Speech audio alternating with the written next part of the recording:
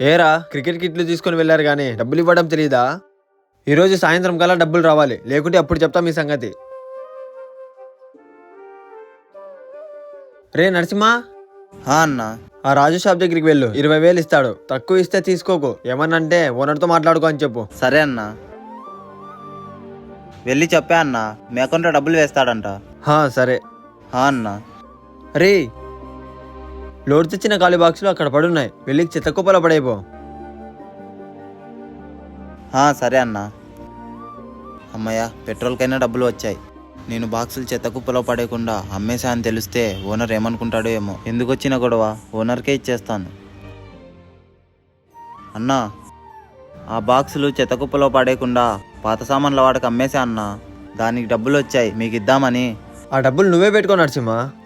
Thanks నా. రే, నాకు కోపం ఎక్కువే, కానీ అందరి దగ్గర కాదు. నా దగ్గర డబ్బులు తీసుకుని ఇవ్వకుండా సతాయిస్తూ ఉంటారే, వాళ్ళ దగ్గర ఎక్కువ కోపం వస్తుంది. ఇలాంటి విషయాల్లో రాదు. అయినా నేను కోపడ్డానికి నువ్వేం చేసావని? చెత్త కుప్పలు పోయేదాన్ని తెలివితో అమ్మి డబ్బులు తీసుకున్నావు. నాకు ఎవరెవరు డబ్బులు ఇవ్వాలో వాళ్ళ దృష్టిలో నేను చెడ్డోండి అంతే.